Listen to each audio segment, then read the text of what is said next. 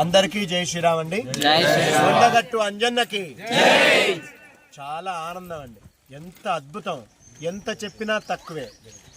ఈ కొండగట్టు గిరి ప్రదక్షిణ ప్రారంభం చేసినప్పుడు 29 కిలోమీటర్లు అండి. అనేక గ్రామాల్ని కలుపుతూ మంచి ఎండలో ఆ తారు రోడ్డు కాలుతుండగా పాపం ఒక రకంగా ఎగురుతూ ఎగురుతూ అంత నొప్పిని భరిస్తూ కూడా తిరిగిన వాళ్ళు ఉన్నారు. అలాంటి కష్టాన్ని మనం ఇప్పుడు తలుచుకుంటే ఇప్పుడు నిజంగా ఇది ఆనందం, పెద్ద అంజన్న అనుగ్రహం ఇది. ఇప్పుడు మీరు గమనించండి, ఇదిగోండి మంచి అడవిలో ఈ రోడ్డు చూడండి. ఎందుకంటే ఈ రోడ్డు మీద అనేక చెట్లు చిన్న చిన్న ఉండేవి, వాటికి సంబంధించిన ముళ్ళు లేదా ఆ పేడ అంటాం కదా, చెట్లను కొట్టేస్తే మిగిలింది, అవన్నీ కుచ్చుకోకుండా దీనిపైన మట్టి వేయడం జరిగింది భక్తులు తిరగడానికి సౌకర్యవంతంగా. ఇంకా అద్భుతం ఏంటి, ఇది కొండ ప్రాంతం కదా, బ్రహ్మాండమైన కొండలు మీకు స్పష్టంగా ఇగో కొండలు చూపించిన ఇది కొండ. అక్కడి నుంచి మీకు వర్షం పడితే ఆ నీళ్లు బాగా వేగంగా వస్తే ఈ రోడ్డు కొట్టుకుపోతుంది.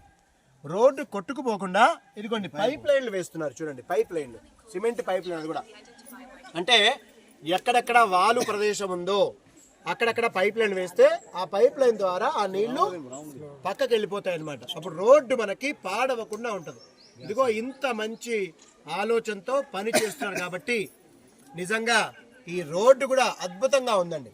దీని భవిష్యత్తులో సీసీ రోడ్ లాగా మారుస్తారు నిస్సందేహంగా, ఆ ప్లానింగ్ ఉంది. తర్వాత సోలార్ సిస్టమ్ ఏర్పాటు చేస్తున్నారు, ఎంత అద్భుతం.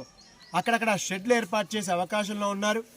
తర్వాత మంచినీళ్ళకు కూడా ఏర్పాటు చేసి ఇవన్నీ అవుతాయండి, నిస్సందేహంగా అవుతాయి. ఒకసారి అవ్వదు, మనం పుట్టంగానే వెంటనే లేచి పరిగెత్తామండి, దానికి ఎంతో సమయం పడుతుంది. కాబట్టి అలా మనం ఓపిక వహిద్దాం.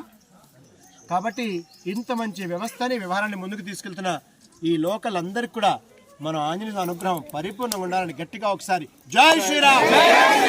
కొండగట్టు అంజన్నకి.